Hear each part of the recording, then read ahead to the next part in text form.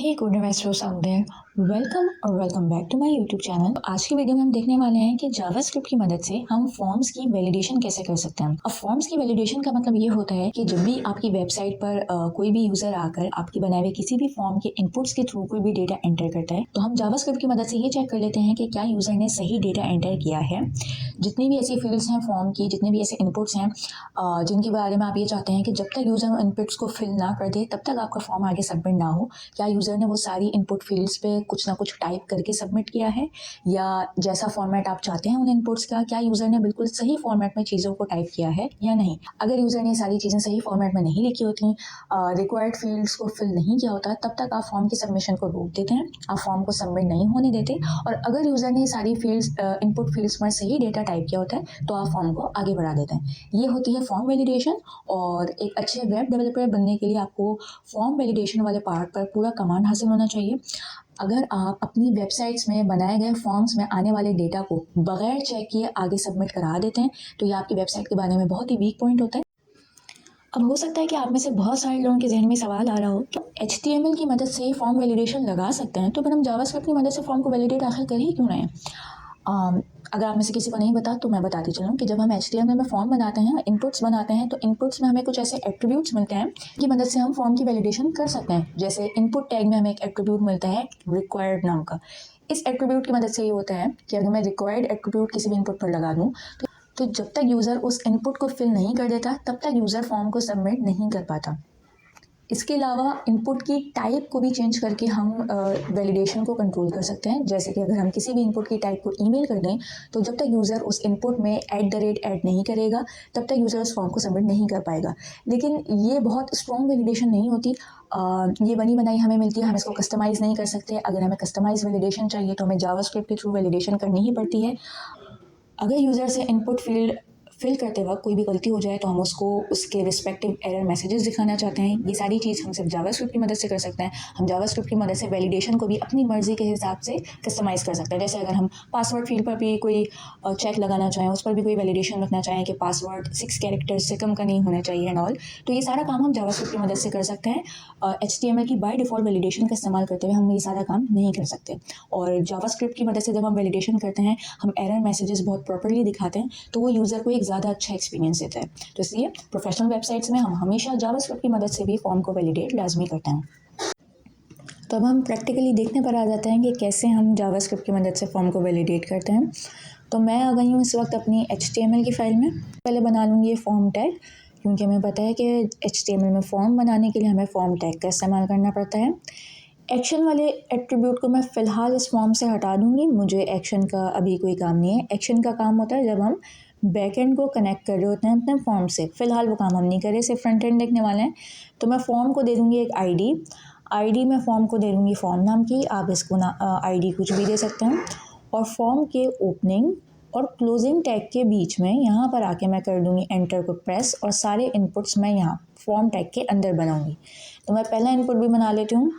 पहला इनपुट मैं text type का ही बना रही हूँ, इसको एक प्लेस होल्डर भी दे देती हूँ। प्लेस होल्डर मैं यहाँ पर दूँगी एंटर योर नेम।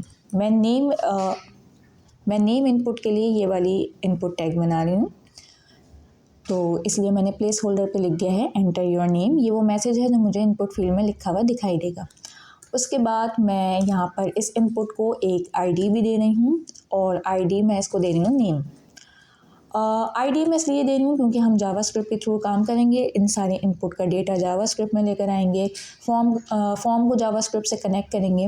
तो जब भी हम जावास्क्रिप्ट के साथ काम कर रहे होते हैं, DOM में काम कर रहे होते हैं, तो हमारी प्रेफरेंस यही रहती है कि हम हर एलिमेंट को ID दें और जावास्क्रिप्ट में ID के थ्रू हम हर एलिमेंट को एक्सेस कर सकें।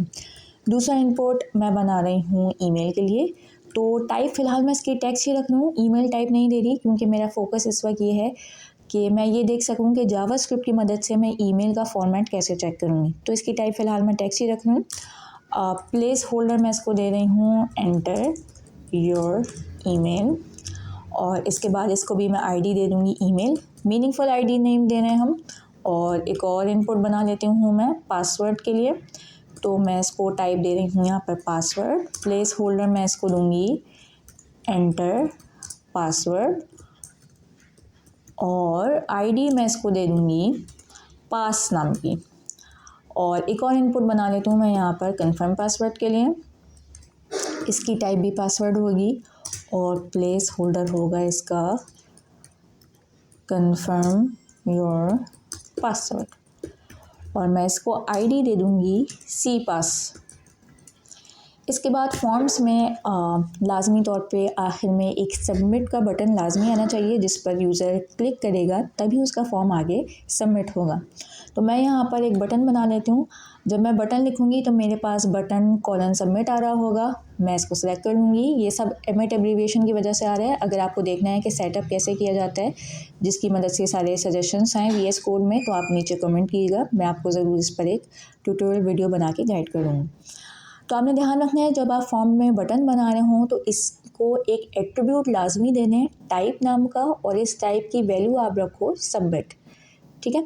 अच्छा, ये टाइप सबमिट आपको बटन पर लिखा नहीं दिखाई देगा। ये HTML और जावास्क्रिप्ट में कनेक्शन बिल्ड करेगा जो हम इवेंट लगाएंगे सबमिट का उस पर। तो लाजमी तौर पे इस बात का ध्यान रखिएगा कि जब आप आखिर में बटन बनाना है तो आप उसकी टाइप सबमिट करेंगे, तभी जो आप काम जावास्क्रिप्ट वाला करेंगे आगे वो आपको होता हुआ दिखाई देगा, वरना आपको नहीं दिखाई देगा।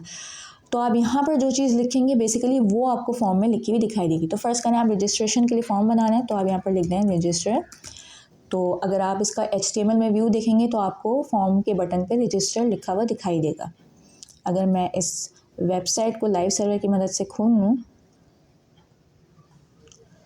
तो आप देखें मुझे अपना फॉर्म यहाँ पर दिखाई दे रहा है। अगर आप चाहते हैं कि हर इनपुट फील्ड नेक्स्ट लाइन में आए तो आप इसके लिए एक काम ये कर सकते हैं कि हर इनपुट के बाद 2 BR टैग आप लगा दीजिए, तो आपको सारी इनपुट फील्ड्स नेक्स्ट लाइन में दिख जाएंगी।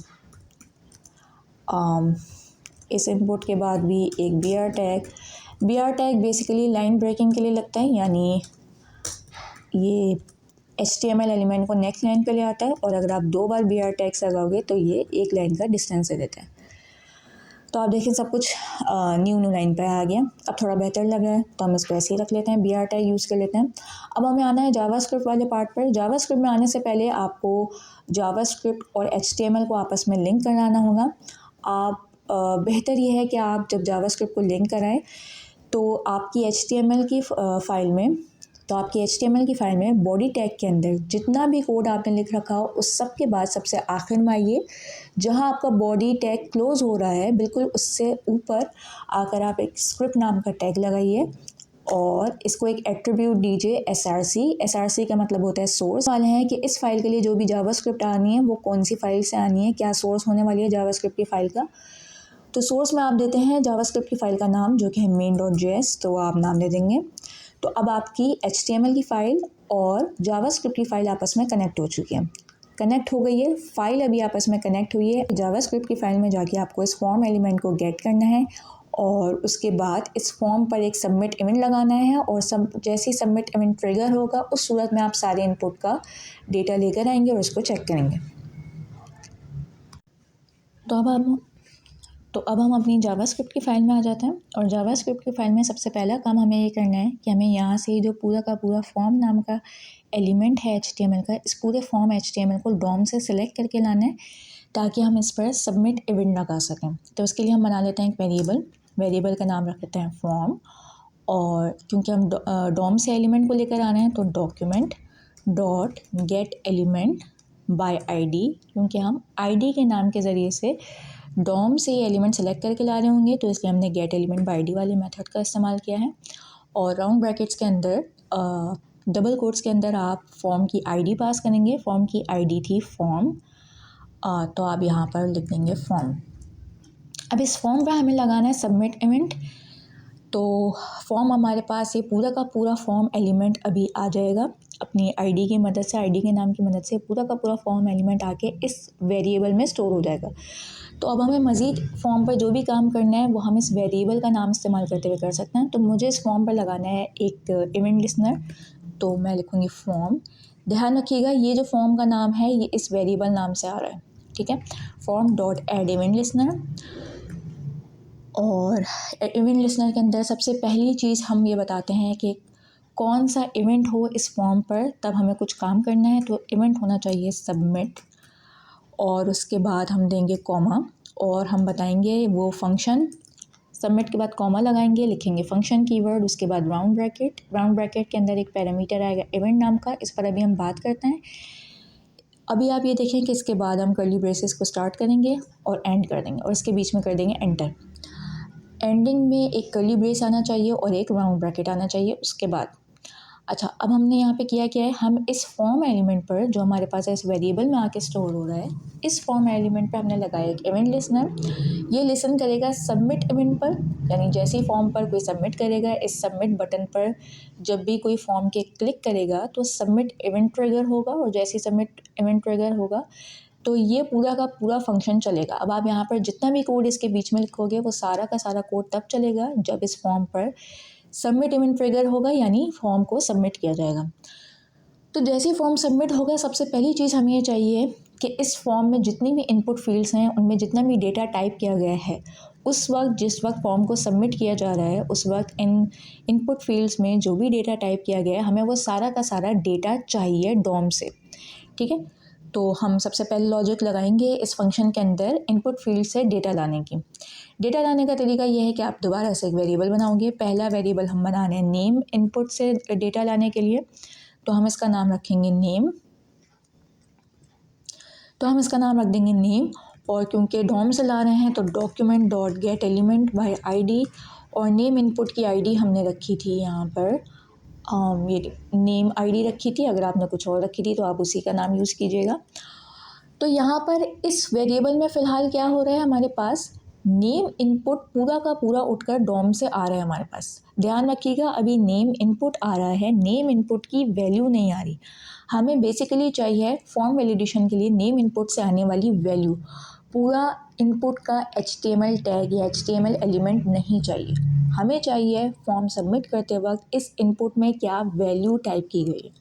ठीक है, तो फिलहाल हमारे पास ये जो हमने काम किया इससे वैल्यू नहीं आ रही। इससे हमारे पास क्या आ रहा है, document dot get element by ID से, इससे हमारे पास नेम आईडी वाला पूरा का पूरा HTML इनपुट आ रहा है।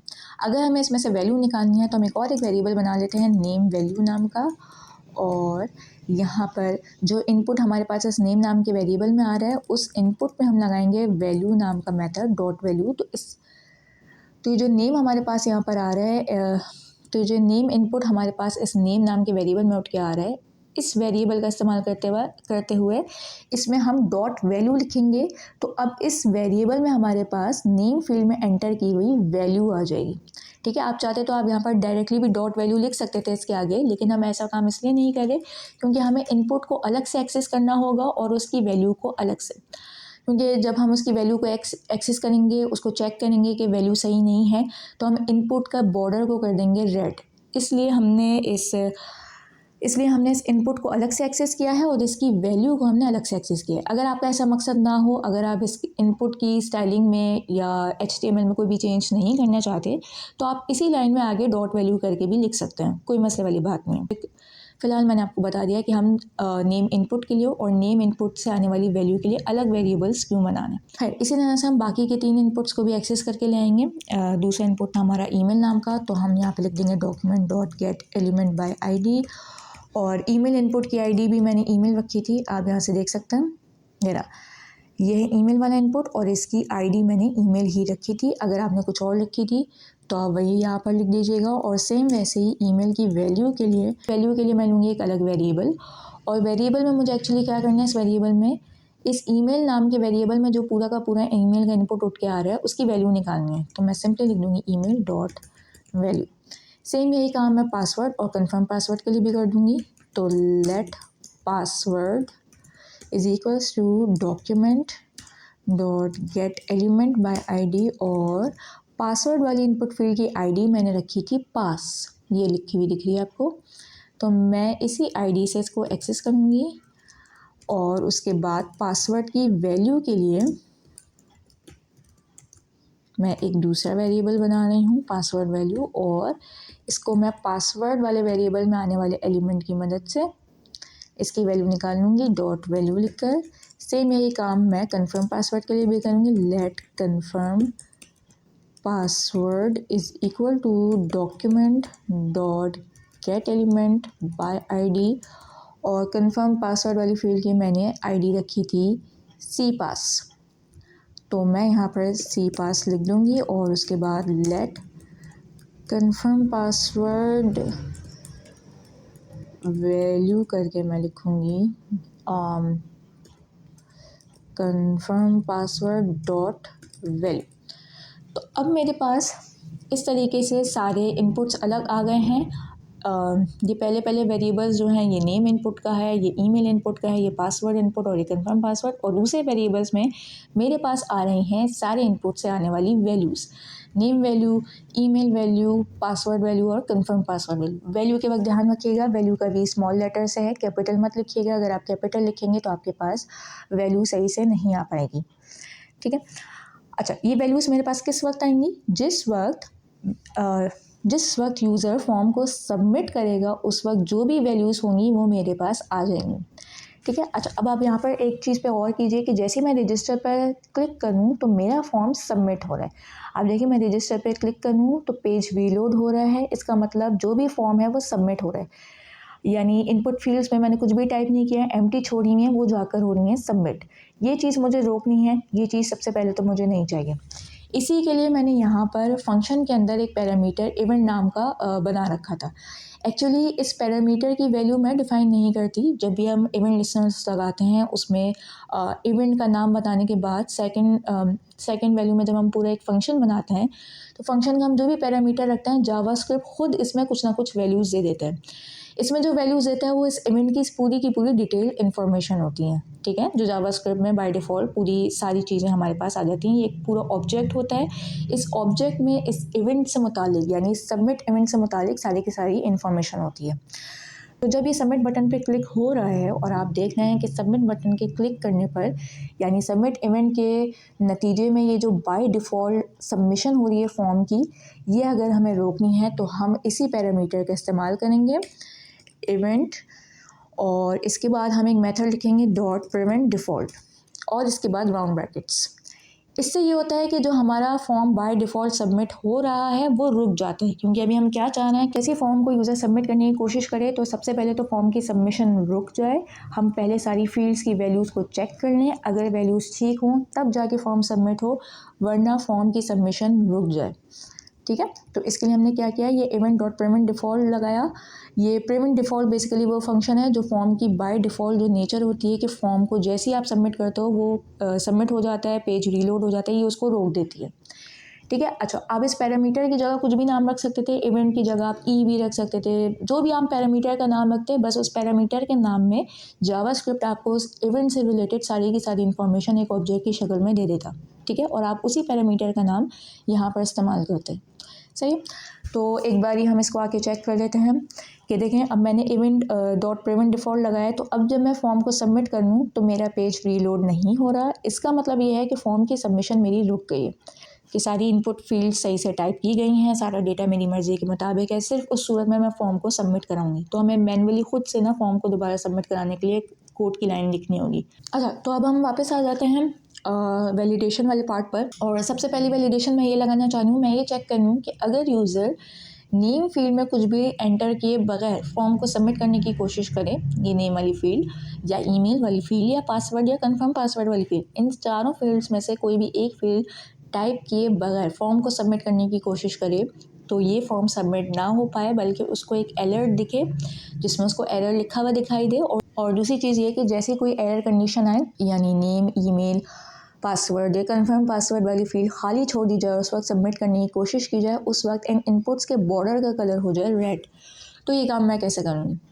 तो वैसे तो आप एक ही लाइन में सारी इनपुट फील्ड्स की कंडीशन चेक करा सकते हैं और की लॉजिक लगा के, बट हम ऐसा नहीं करने वाले हैं, क्योंकि हम ये करेंगे कि अगर नेम वाली फील्ड खाली है तो सिर्फ नेम वाले इनपुट का ही हम बॉर्डर कलर रेड कर दें। अगर ईमेल वाली इनपुट फील्ड खाली है, इसकी वैल्यू में कुछ भी नहीं आ रहा, तो हम सिर्फ ईमेल वाली इनपुट का बॉर्डर कलर कर दें रेड। अगर पासवर्ड वाली इनपुट फील्ड खाली है तो सिर्फ पासवर्ड की इनपुट फील्ड का बॉर्डर कलर कर देना है। तो हम अलग अलग इनपुट फील्ड्स में अगर कोई मसला हो जाए तो उनके रिस्पेक्टिव इनपुट एलिमेंट्स में कुछ चेंजेस करना चाह रहे हैं, तो इसे हम एक लाइन में नहीं करेंगे वो वैलिडेशन। हम ऐसे करेंगे कि पहले हम एक इफ़ स्टेटमेंट लगाएंगे और हम चेक करेंगे कि नेम वैल्यू, देखिए इस वक्त आप इनपुट से चेक नहीं कर रहे, आप वैल्यूज़ को चेक कर रहे हैं कि नेम इनपुट में आने वाली वैल्यू खाली ना हो, तो इसलिए आप नेम वैल्यू नाम के वेरिएबल का इस्तेमाल करेंगे। उस वेरिएबल का इस्तेमाल करेंगे जिसमें आपने डॉट वैल्यू से वैल्यू एक्सेस की हुई है। ठीक है, तो नेम वैल्यू वेरिएबल में वो वैल्यू आ रही है, आप इधर चेक करेंगे। चेकिंग के लिए हम कंपैरिजन के लिए डबल इक्वल टू का साइन लगाते हैं। हम चेक करेंगे कि अगर वो वैल्यू हमारे पास आ रही है खाली खाली यानी एम्प्टी स्ट्रिंग आ रही है हमारे पास वो वैल्यू, यानी यूज़र ने कुछ टाइप नहीं किया हुआ, तो उस सूरत में आप एक अलर्ट दिखा दीजिए यूज़र को और यूज़र को बोलिए नेम फील्ड इज़ रिक्वायर्ड। तो यूज़र को साफ पता चल जाएगा कि उससे गलती से नेम फील्ड वाली एंट्री जो है वो खाली छूट गई है, उसको वो एंटर करनी है। और नेक्स्ट लाइन में आप क्या करें, इस इफ़ के अंदर ही लॉजिक लगाएं। आपको क्या करना है, नेम के इनपुट में, अब ध्यान रखिएगा, अब आप CSS चेंज करने जाना है। CSS आप इनपुट के चेंज करते हैं। ये ना इनपुट आपके पास इस वेरिएबल में आ रहा है। CSS आप इनपुट का चेंज करते हैं, CSS आप वैल्यू का चेंज नहीं करते। तो यहाँ पे आप नेम वैल्यू नाम के वेरिएबल का इस्तेमाल नहीं करेंगे, आप नेम वाले वेरिएबल का इस्तेमाल करेंगे जिसमें आपके पास पूरा HTML का एलिमेंट आ रहा है। ठीक है, तो आप यहाँ पर बोलेंगे name dot style dot border is equal to 2 pixel solid red. Error की कंडीशन में हम बॉर्डर्स रेड कर देते हैं, तो हमने यहाँ पे बॉर्डर कलर रेड लगा दिया। ठीक है, सेम यही काम आप ईमेल और पासवर्ड, कंफर्म पासवर्ड के लिए भी कर सकते हैं। बस ईमेल के लिए आप यहाँ पर चेंज कर देंगे ईमेल वैल्यू, वेरिएबल का नाम, और इनपुट के नाम की जगह आप ईमेल का इनपुट लिख देंगे। और इसी तरह आप इस इफ़ के बाद आएंगे और पासवर्ड के लिए आप यहाँ पे पासवर्ड वैल्यू यूज़ करेंगे। और बॉर्डर स्टाइल जहाँ आप चेंज करें वहाँ पासवर्ड वाला वेरिएबल यूज़ करेंगे जिसमें पासवर्ड वाला इनपुट है। और अलर्ट में भी आप टेक्स्ट थोड़ा सा चेंज कर दें, यहाँ पे ईमेल लिख दें, कैपिटल कर रही हूँ, और यहाँ पे आप पासवर्ड के लिए पासवर्ड लिखते हैं अलर्ट में। और कंफर्म पासवर्ड के लिए भी आप सेम यही काम कर लेंगे इफ़, और यहाँ पर आप कंफर्म पासवर्ड की वैल्यू को चेक कर लेंगे, कंफर्म पासवर्ड वैल्यू, और आप यहाँ पे बता देंगे कि confirm password field is required. और कंफर्म पासवर्ड वाले इनपुट पे आप उसके स्टाइल, उसके बॉर्डर कलर को रेड कर देंगे। अब हम जाके चेक करते हैं कि क्या ये सारी चीज़ें अप्लाई होकर हमें दिख रही हैं या नहीं। तो हम वापस आते हैं अपने HTML की फ़ाइल पे और हम सारी फील्ड्स को खाली रखने की कोशिश करते हैं और रजिस्टर कराते हैं। तो आप देखो, मुझे पहले दिख रहा है नेम फील्ड इज़ रिक्वायर्ड, यानी अब मेरी जावास्क्रिप्ट और HTML का फॉर्म आपस में कनेक्ट हो चुका है और मुझे एरर्स भी दिख रहे हैं। तो मैंने इफ़ कंडीशंस भी सही लगाई हैं, मैंने DOM से चीज़ों को सही एक्सेस किया है, इस चीज़ की वेरिफिकेशन भी हो रही है इस चीज़ से कि मेरा कोड वर्क कर रहा है। तो मेरे पास पहला एरर आ रहा है नेम फील्ड इज़ रिक्वायर्ड। अगर मैं ओके करूँगी तो ईमेल फील्ड इज़ रिक्वायर्ड, फिर कंफर्म पासवर्ड इज़ रिक्वायर्ड, और आप देखिए कि सारे के सारे के बॉर्डर कलर हो चुके हैं रेड। अच्छा, पासवर्ड की फील्ड बाय डिफ़ॉल्ट यहाँ पे एंटर हो गई, कुछ ब्राउज़र्स में होते हैं खुद से टाइप कर देता है, तो पासवर्ड का इसने एरर नहीं दिखाया क्योंकि यहाँ से मेरे पास टाइप हो गई थी चीज़। बाकी ये बिल्कुल ठीक काम कर रहा है। अच्छा, अब आपने एक चीज़ गौर की कि एक साथ ही नेम का भी एरर आ रहा है, एक साथ ही ईमेल का भी एरर आ रहा है, और एक साथ ही पासवर्ड का भी एरर आ रहा है। यूजुअली एक यूज़र फ्रेंडली चीज़ नहीं होती। हम चाहते हैं कि पहले हम एक चीज़ का एरर दिखाएं, वो ठीक हो जाए, फिर दूसरी चीज़ का, फिर तीसरी, और फिर चौथी चीज़ का। तो इसका सलूशन ये है कि जब भी आपके पास कोई एरर कंडीशन आ रही है, यहाँ पर जो भी आप इफ़ कंडीशन लगा रहे हैं उसमें जितना भी आप काम कर रहे हैं एरर कंडीशन पे आने वाला, यानी आप पहले अलर्ट शो करा रहे हैं एरर कंडीशन आने पे, फिर आप बॉर्डर कलर चेंज करवा रहे हो, इसके बाद आप लगा दो आखिर में एक रिटर्न कीवर्ड, और रिटर्न कीवर्ड के बाद आप खाली जगह छोड़ दें और यहाँ पे लगा दें सेमीकोलन। इसका मतलब ये होता है कि जैसे ही आप इस नेम वैल्यू वाले एरर पे आओगे, यानी आपके पास नेम वैल्यू खाली मिलेगी आपको, आप ये अलर्ट दिखाओगे यूज़र को, उसके बाद आप बॉर्डर कलर को चेंज करोगे, उसी वक्त आप इस फंक्शन को यहीं पर रोक दोगे। ठीक है, फंक्शन आपको पता है, आप ये सारी जितनी आपने यहाँ पर कोडिंग की है ये सारी की सारी एक फ़ंक्शन के अंदर आ रही है। ये रहा आपके पास फंक्शन, जो आपने इवेंट लिसनर लगाया उसमें पहले आपने इवेंट का नाम बताया और दूसरी चीज़ आपने एक फ़ंक्शन बनाई है, और ये सारा का सारा कोड आपका उस फंक्शन के अंदर आ रहा है। ठीक है, तो अगर आपको इसमें कहीं भी किसी भी स्टेप पर आकर ये सारा आगे का कोड रन होने से रोकना है, तो उसके लिए आपको क्या करना होगा, यहाँ पे एक रिटर्न कीवर्ड लगाना होगा। रिटर्न कीवर्ड क्या करता है, ये फंक्शन की आखिरी लाइन होती है। इसके बाद अगर फंक्शन के अंदर कुछ भी लिखा होता है तो वो कोड नहीं चलता है। इससे क्या होगा, जब आपका सबमिट इवेंट पे ये फंक्शन ट्रिगर होगा, ये इवेंट ट्रिगर होगा, फंक्शन आपका ये वाला चलेगा और नेम वैल्यू खाली होगी, तो अलर्ट दिखा के बॉर्डर कलर रेड होने के बाद आपका फंक्शन यहीं रुक जाएगा। इसके बाद वाले सारे एरर्स आपको एकदम से एक साथ नहीं दिखेंगे। तो हम यही चीज़ दूसरे इफ़ पर भी कर देते हैं। इस वाले इफ़ पर भी कर देते हैं और हम इसका रिज़ल्ट देख लेते हैं कि क्या फ़ायदा हो रहा है हमें इस चीज़ से आके। अभी हम इसको आकर देखते हैं। तो हम वेबसाइट में वापस आएंगे और आप देखो इससे क्या हुआ। अगर मैं इसको खाली रजिस्टर कराऊँ और ये पासवर्ड वाली चीज़ जो बाय डिफ़ॉल्ट एंटर हो रही है इसको मैं हटा दूँ, तो आप देखें पहले मेरे पास नेम फील्ड का एरर आया, मैंने इसको ओके किया तो मेरे पास नेम वाला एरर आ गया। अब अगर मैं इसको दोबारा नेम में कुछ लिख दूँ, मैं यहाँ पे लिख दूँ कोडर और इसके बाद इसको रजिस्टर कराने की कोशिश करूँ, तो अब देखें अब मेरे पास दूसरा वाला पार्ट चलेगा और अब मुझे दिखाई देगा ईमेल फील्ड वाला एरर। और दोबारा से क्योंकि ईमेल वाले एरर के बाद भी मैंने रिटर्न कीवर्ड लगा दिया है, तो इस एरर के बाद भी मेरा कोड रुक जाएगा और मुझे ये मौका देगा कि पहले मैं अपना ईमेल टाइप कर लूँ। तो मैंने यहाँ पे सिर्फ लिख दिया अभी कोडर। उसके बाद आप देखिए मैं दोबारा रजिस्टर करूँगी तो अभी मुझे देखें रुक रुक के सारे एरर्स दिखा रहे, एकदम से सारे एरर्स की बम्बार्डमेंट नहीं कर रहा। तो ये एक अच्छी चीज़ होती है। तो आपको ये हमेशा कर लेना चाहिए कि जैसी एरर कंडीशन आ रही है उसके बाद आप रिटर्न कीवर्ड लगाते रहें, खाली रिटर्न कीवर्ड छोड़ते रहें ताकि आपका फंक्शन यहाँ आके स्टॉप हो जाए और नीचे का कोड आपको चलकर ना दिख सके। ठीक है, तो फ़िलहाल हमने एम्प्टी कंडीशन के लिए सारी चेक करनी है कि अगर कोई भी इनपुट फील्ड एम्प्टी छोड़ी जाए और उस सूरत हाल में फॉर्म को सबमिट करने की कोशिश की जाए तो हमें ये सारे एरर्स दिख जाएंगे जो हमें ये बता देंगे कि ये सारी फील्ड्स रिक्वायर्ड हैं और इनके बगैर फॉर्म आगे सबमिट नहीं हो पाएगा। तो ये चीज़ तो ठीक थी। अब आप देखो फॉर्म में हमारे पास दो फील्ड्स ऐसी मौजूद हैं, एक है हमारे पास पासवर्ड और एक है हमारे पास कंफर्म पासवर्ड। आपको पता है जब भी हमारे पास किसी फॉर्म में कंफर्म पासवर्ड वाली फील्ड होती है तो इसका क्या मकसद होता है। इसका मकसद ये होता है कि जो भी आपने पासवर्ड में वैल्यू टाइप की है, आप एक बार चाह रहे हो तो कि यूज़र रजिस्ट्रेशन कराने से पहले चेक कर ले कि पासवर्ड में जो कुछ उसने टाइप किया था, जो उसकी इंटेंशन थी वो उसने सही टाइप किया था। वो कंफर्म पासवर्ड में एक बार फिर से वो वैल्यू चेक कर ले और उसको पता चल जाए कि पासवर्ड टाइप करते हुए कोई टाइपो तो नहीं हुआ, उससे कोई मिस्टेक तो नहीं हुई, ताकि ऐसा ना हो कि गलत पासवर्ड उसका डेटाबेस में जाके स्टोर हो जाए और वो बाद में जब लॉगिन करने की कोशिश करे तो वो गलत पासवर्ड टाइप करे और वो कभी लॉगिन ही ना कर पाए। ठीक है, क्योंकि आपको पता है जब हम पासवर्ड यूँ टाइप करते हैं वेबसाइट्स पे तो हमें पासवर्ड लिखा हुआ दिखाई नहीं दे रहा होता। ठीक है, बहुत कम जगह हमने व्यू पासवर्ड वाला ऑप्शन दिया हुआ होता है, लेकिन अगर ना दिया हुआ हो तो बेहतर यह है कि हम पासवर्ड के साथ एक कंफर्म पासवर्ड वाली फील्ड भी दे देते हैं जिसमें यूज़र एक बार और टाइप करके तसल्ली कर लेता है कि पासवर्ड उसने ठीक टाइप किया है या नहीं। तो आप क्या चाहते हैं कि आपका फॉर्म तब तक सबमिट ना हो पाए जब तक ये पासवर्ड वाली फील्ड और कंफर्म पासवर्ड वाली फील्ड, इन दोनों फील्ड्स की वैल्यूज़ आपस में सेम ना हो। ठीक है, तो तब तक आप फॉर्म को सबमिट नहीं होने देना चाहते और आप चाहते हो कि जैसे यूज़र पासवर्ड और कंफर्म पासवर्ड में कुछ टाइप करे और रजिस्टर करे और पासवर्ड और कंफर्म पासवर्ड वाली फील्ड एक जैसी ना हो, नॉट इक्वल टू हो, उस सूरत में भी एरर आए और आप फॉर्म को सबमिट ना होने दो। तो हम इसी एरर कंडीशन पर एक इफ़ कंडीशन बना लेंगे। हम इफ़ के अंदर लिखेंगे राउंड ब्रैकेट और यहाँ पर हम लिखेंगे पासवर्ड वैल्यू, यानी पासवर्ड फील्ड से आने वाली value not equal to confirm password value, यानी पासवर्ड फील्ड से आने वाली वैल्यू और कंफर्म पासवर्ड फील्ड से आने वाली वैल्यू अगर बराबर ना हो तो ये हमारे लिए एक फॉल्टी कंडीशन है। उस सूरत में भी हम एक एरर दिखा देंगे अलर्ट की मदद से और हम यहाँ लिख देंगे पासवर्ड एंड कंफर्म पासवर्ड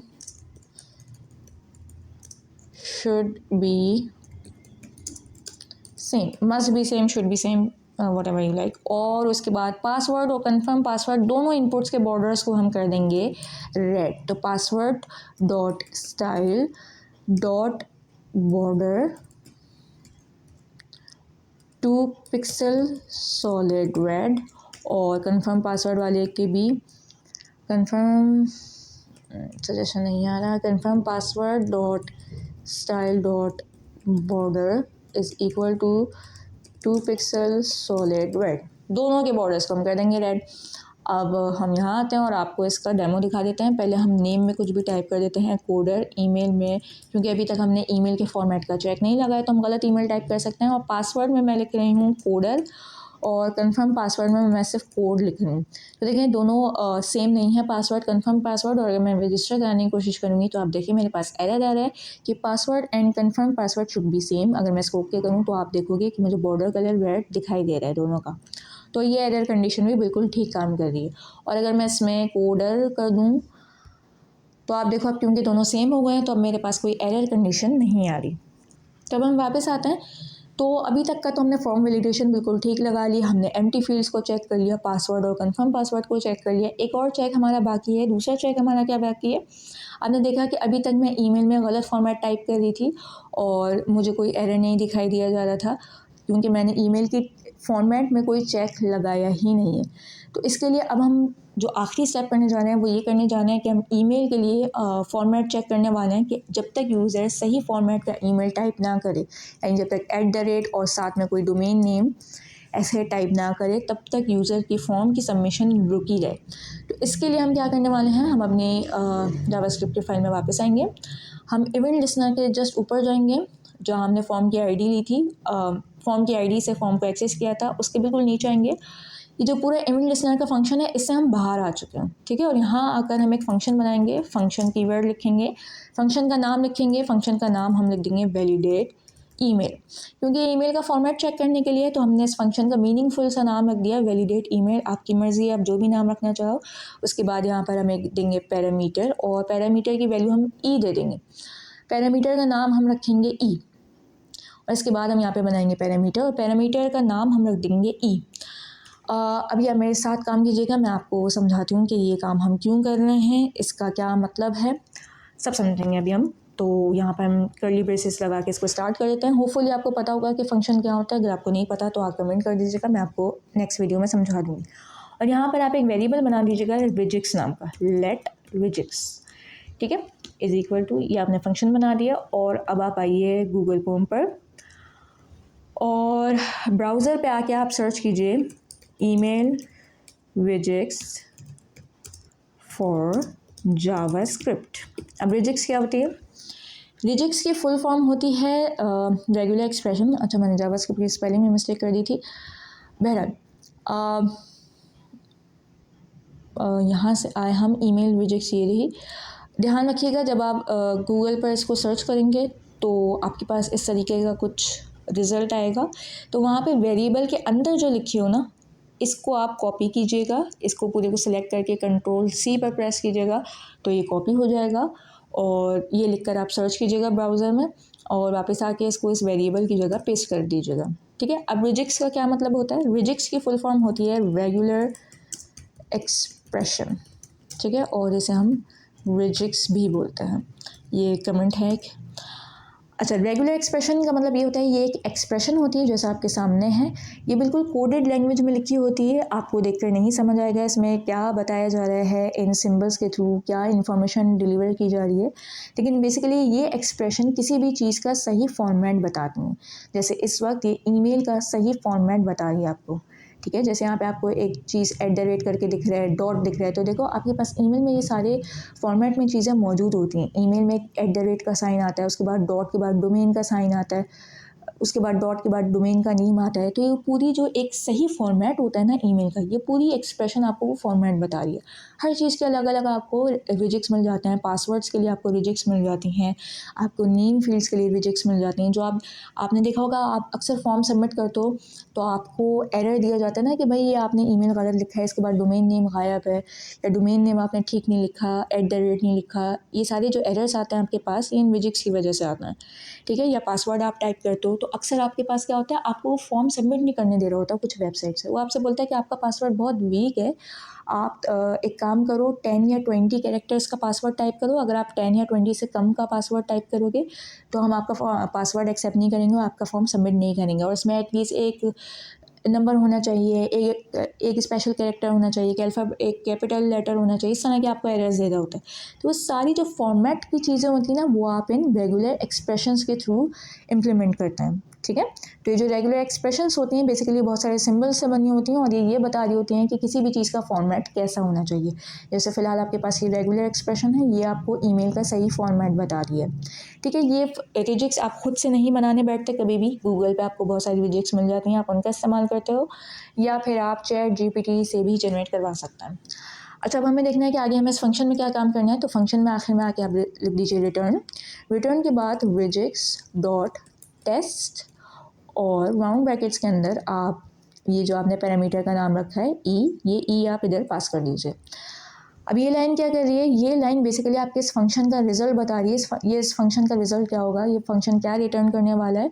ये इस विजिक्स के थ्रू जो फॉर्मेट बताया जा रहा है ईमेल का, उस विजिक्स को रख के टेस्ट करेगा, कंपेयर करेगा। आप जो भी वैल्यू पास करोगे इस फंक्शन को कॉल करते वक्त आप इसको जो भी वैल्यू पास करोगे, उस बेसिकली ज़्यादा आप ईमेल पास करोगे तो उस ईमेल को वो ईमेल आपके पास यहाँ आप पैरामीटर के तौर पे, आप आर्गुमेंट के तौर पे पास करोगे। उस आर्गुमेंट को ये कंपेयर करेगा इस वाली विजिक्स के फॉर्मेट से और चेक करेगा कि आपका पास किया हुआ फॉर्मेट, और ये चेक करेगा कि आपके पास किए हुए ईमेल का फॉर्मेट क्या इस विजिक्स के फॉर्मेट से मैच करता है, यानी आपने जो भी ईमेल टाइप किया है इस फॉर्म में क्या उसका फॉर्मेट सही है या नहीं। और अगर आपका फॉर्मेट सही होगा तो ये वाली जो डॉट टेस्ट वाली चीज़ है ये आपको रिटर्न करेगी ट्रू, और अगर आपका फॉर्मेट सही नहीं होगा ईमेल का तो ये वाली लाइन आपको रिजल्ट देती है फॉल्स। और जो भी ये रिजल्ट देगी ट्रू या फॉल्स, वही इस पूरे फंक्शन का भी रिजल्ट होगा। वैलिडेट ईमेल वाला जो फंक्शन है इसका रिजल्ट भी आएगा ट्रू में या फॉल्स में, डिपेंडिंग ऑन दिस मेथड, कि अगर आपको ये मेथड ट्रू रिटर्न करता है सही फॉर्म का सही ईमेल का फॉर्मेट होने पर, तो इस फंक्शन का रिजल्ट वैलिडेट ईमेल नाम के फंक्शन का रिजल्ट भी आपके पास आ जाएगा ट्रू, अदरवाइज आ जाएगा फॉल्स। तो हम वापस आते हैं, जो आपने ईमेल वैल्यू को चेक लगाया था ना, कि कहीं ईमेल वैल्यू खाली नहीं है, यहीं पर आके आप इफ़ के बाद लिखिएगा एल्स, और एल्स में लिखा आपने क्योंकि ईमेल की वैल्यू के पास आप ईमेल की वैल्यू के लिए आपके पास दो ही कंडीशंस हैं, कि या तो ईमेल की वैल्यू नहीं होगी या ईमेल की वैल्यू होगी।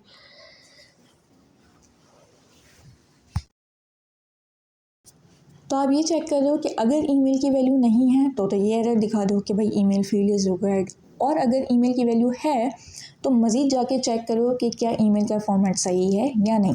अगर ईमेल का फॉर्मेट सही नहीं है, वैलिडेट ईमेल, यानी ईमेल का फॉर्मेट हम कैसे चेक करें, इस फंक्शन के ज़रिए से। वैलिडेट ईमेल नाम का जो फंक्शन है इसके ज़रिए से हम ईमेल का फॉर्मेट चेक करें, तो इस फंक्शन को हम कॉल करेंगे। इसके पैरामीटर में अब हम वो वैल्यू भेजेंगे जो हमारे पास फॉर्म में यूज़र का टाइप किए हुए ईमेल की वैल्यू आ रही है। तो हम यहाँ लिखेंगे ईमेल वैल्यू जो हमारे पास इस वेरिएबल में आ रही है। आपको याद होगा कि हमने ईमेल वैल्यू नाम का एक वेरिएबल बनाया था, वहाँ पर हम ईमेल इनपुट की वैल्यू लेकर आ रहे थे। तो वही वेरिएबल हम यहाँ पर इसके पैरामीटर के तौर पे पास कर देंगे कि भाई इस फंक्शन में लेकर जाओ हमारे पास आने वाली ईमेल की वैल्यू, इधर लेकर जाओ और इधर इस विजिक्स से चेक करो कि क्या भाई इस ईमेल का फॉर्मेट सही है या नहीं। अगर सही है तो ये फंक्शन आपको ट्रू दे देगा, अगर आपके यूज़र ने गलत ईमेल का फॉर्मेट टाइप किया है तो ये फंक्शन आपको फॉल्स रिटर्न कर देगा। तो हम ये चाह रहे हैं कि अगर हमारे पास इस फंक्शन का रिज़ल्ट आ जाए फॉल्स किस सूरत में आएगा, जब यूज़र का टाइप किया हुआ ईमेल गलत फॉर्मेट का होगा। तो उस सूरत में हम दोबारा से एक एरर दिखा देने वाले हैं अलर्ट की शक्ल में, और हम अलर्ट में दिखाएंगे कि ईमेल फॉर्मेट इज़ इनकरेक्ट, ये अलर्ट दिखा देंगे। और इसके बाद हम ईमेल वाले इनपुट की बॉर्डर कलर की स्टाइलिंग चेंज कर देंगे, उसका बॉर्डर कलर कर देंगे हम रेड, जैसे अभी तक हमारे एरर कंडीशन पे करते आए हैं। तो हम यहाँ लिखेंगे 2 पिक्सल सॉलिड रेड। तो अब हम इसको आके चेक कर लेते हैं। अच्छा, बाज़ औक़ात क्या होता है कि आप ईमेल का फॉर्मेट सही टाइप कर होता है, फिर भी वो आपको बार बार ये ईमेल का फॉर्मेट का एरर दिखा रहा होता है। उस सूरत में मसला आपकी रिजिक्स के साथ होता है। आपने या तो जावास्क्रिप्ट की स्पेसिफिक रिजिक्स यूज़ नहीं की होती, या फिर आपने बहुत ही कोई स्ट्रिक्ट रिजिक्स यूज़ कर ली होती है। ठीक है, तो मेक श्योर कीजिएगा कि जब भी आप रिजिक्स के लिए सर्च कर रहे हो गूगल पे, आप ईमेल रिजिक्स से आगे फॉर जावास्क्रिप्ट लाजमी लिखना है। ओके, तो हम यहाँ पर आते हैं और हम चेक कर लेते हैं कि अगर मैं ईमेल लिख दूँ बिल्कुल ठीक, मैं लिख दूँ कोडर, और नेम लिख दूँ ठीक कोडर, और ईमेल में मैं गलत फॉर्मेट लिखना चाहूँ कोडर, और पासवर्ड और कंफर्म पासवर्ड मैं सही लिख रही हूँ क्योंकि मैं इस वक्त सिर्फ ईमेल की फील्ड को चेक करना चाह रही हूँ, और मैं इसको रजिस्टर करने की कोशिश करूँ तो ईमेल फॉर्मेट इज़ इनकरेक्ट, यानी मेरी रिजिक्स अभी तक सही काम कर रही थी क्योंकि मैंने यहाँ पे @ और डोमेन नेम नहीं लगाया था। अगर मैं लगा दूँ @ और डोमेन नेम, तो अब हम चेक करते हैं कि क्या ये सही काम कर रही है। तो ये बिल्कुल सही काम कर रही है क्योंकि सही फॉर्मेट लिखने पर ये हमें कोई भी एरर नहीं दिखा रही। सही है, तो यहाँ तक हमने चीज़ों को बिल्कुल ठीक तो बाकी जितना चेक हम चाहते थे वो सब हमने लगा लिया है। अब हम क्या चाहते हैं कि अगर इनमें से किसी भी एरर कंडीशन में हमारा कोड ना फंसे, और हम यहाँ पर भी रिटर्न लगा देते हैं। बाय द वे, अगर ईमेल का फॉर्मेट ठीक नहीं है तो ज़ाहिर है हमें उस सूरत में भी अपने फंक्शन को फर्दर आगे चलने से रोक देना है। तो अगर हम किसी भी इस एरर कंडीशन में ना फंसें और हमारा फंक्शन कहीं भी ना रुके, हम कहीं भी रिटर्न में ना आके फंसें, सारी चीज़ें बिल्कुल स्मूथली काम कर दूँ, यूज़र ने जब बिल्कुल सही सारी इनपुट फील्ड्स टाइप कर दूँ, उस सूरत में ये फॉर्म जाके हो जाए सबमिट। ठीक है, तो उसके लिए हमें क्या करना है, इन सारी इफ़ कंडीशन से बाहर आना है। ध्यान वह है कि हमें इस फंक्शन के अंदर अंदर रहना है। ये हमारा फंक्शन जो यहाँ पर स्टार्ट हुआ था इवेंट लिस्टनर में, ठीक है, उसकी जो क्लोजिंग ब्रैकेट्स हैं इधर, उससे पहले पहले हमें रहना है, उससे बाहर नहीं आना। ठीक है, इधर ही रहना है, क्योंकि हम क्या चाह रहे हैं कि सबमिट इवेंट में अगर ये सारे चेक्स हमारे पास हो जाएं, यानी इनपुट ने बिल्कुल ठीक नेम की वैल्यू, ईमेल की वैल्यू सही फॉर्मेट के साथ टाइप की हुई हो, पासवर्ड भी बिल्कुल ठीक कंफर्म पासवर्ड और पासवर्ड सेम टाइप किया हुआ, सब कुछ बिल्कुल ठीक से टाइप किया हुआ, तो ये जो हमारी फॉर्म की सबमिशन हमने रोक दी थी इवेंट डॉट प्रिवेंट डिफ़ॉल्ट की मदद से, जो हमने फॉर्म की सबमिशन रोक दी थी, ये वाला काम हम अपना ख़त्म करें और हम फॉर्म को आगे सबमिट होने दें। तो इसके लिए हम यहाँ पर लिखेंगे फॉर्म डॉट सबमिट और राउंड ब्रैकेट, क्योंकि एक मेथड है, और ऑन सबमिट आ रहा होगा, ऑन को हटा दीजिएगा यहाँ से, फॉर्म डॉट सबमिट ये लिखा हुआ होना चाहिए आपका, तो आपका फॉर्म सबमिट हो जाएगा। उस सूरत में जब आप किसी भी इस एरर कंडीशन में नहीं फंसोगे, आपने सब कुछ बिल्कुल, आपके यूज़र ने बिल्कुल सब कुछ ठीक ठीक टाइप किया हुआ होगा अपने फॉर्म पे। ठीक है, और इससे पहले आप एक अलर्ट भी दिखा दीजिए, अच्छा, और इससे पहले आप एक अलर्ट भी दिखा दीजिएगा अपनी वेबसाइट पे फॉर्म की सबमिशन का अलर्ट। यहाँ पर आप इस लाइन से पहले लिखेंगे, ध्यान रखिएगा, फॉर्म सबमिटेड सक्सेसफुली। ठीक है, तो इस लाइन के ऐड होने से आप देखोगे जब आप बिल्कुल सही सब कुछ टाइप करो तो आपका पेज रीलोड होना चाहिए, यानी आपका फॉर्म सबमिट होना चाहिए। और अलर्ट इससे पहले रखने की वजह यह है कि जैसे ही ये फॉर्म डॉट सबमिट वाली चीज़ चलेगी, फॉर्म सबमिट होगा तो पेज रीलोड हो जाएगा और आपको अलर्ट कभी दिखेगा नहीं। ठीक है, तो अलर्ट वाली चीज़ आपको पहले दिखानी है और अलर्ट के बाद आपको फॉर्म को सबमिट कराना है। ठीक है, तो आप यहाँ पर आके एक बार और इसको देख लीजिएगा। अब अगर मैं सारी चीज़ें बिल्कुल सही सही टाइप करूँ, नेम में मैं टाइप कर दूँ कोडर, ईमेल में बिल्कुल सही फॉर्मेट का ईमेल टाइप कर दूँ koder@gmail.com, पासवर्ड में भी लिख दूँ कोडर, मेरे ख्याल में लिखा नहीं है, कोडर, और कंफर्म पासवर्ड भी पासवर्ड के बराबर लिख दूँ कोडर, और मैं फॉर्म को रजिस्टर करूँ, तो आप देखो मेरे पास, क्योंकि कोई भी एरर कंडीशन नहीं आई, सब कुछ बिल्कुल ठीक टाइप किया है, तो उस सूरत में मेरे पास फॉर्म सबमिटेड सक्सेसफुली करके लिखा आ रहा है। अगर मैं इस अलर्ट को कर दूंगी ओके, तो आप देखो मेरा पेज रीलोड हो गया और मेरा फॉर्म सक्सेसफुली सबमिट हो चुका है। ठीक है, तो ये था form validation using JavaScript. Hopefully आपको ये वीडियो आसान लगी हो और अच्छे से समझ आ गई हो। अगर आपको कोई भी पार्ट समझ नहीं आया तो आप नीचे कमेंट कर सकते हैं और बिल्कुल मुझसे पूछ सकते हैं वो चीज़, मेरी पूरी कोशिश रहेगी कि आपके सारे डाउट्स को क्लियर कर दूँ। अच्छा, अगर आपको ये है कि अभी हमने रेडियो बटन्स, चेक बॉक्सेस और ड्रॉप डाउन्स की वैलिडेशन नहीं की यहाँ पर, तो इसके लिए आपको नेक्स्ट वीडियो का वेट करना पड़ेगा, क्योंकि वो सारा पार्ट मैं नेक्स्ट वीडियो में कवर करूँगी। तो तब तक के लिए वेट कीजिएगा, because coder astro for now is signing off.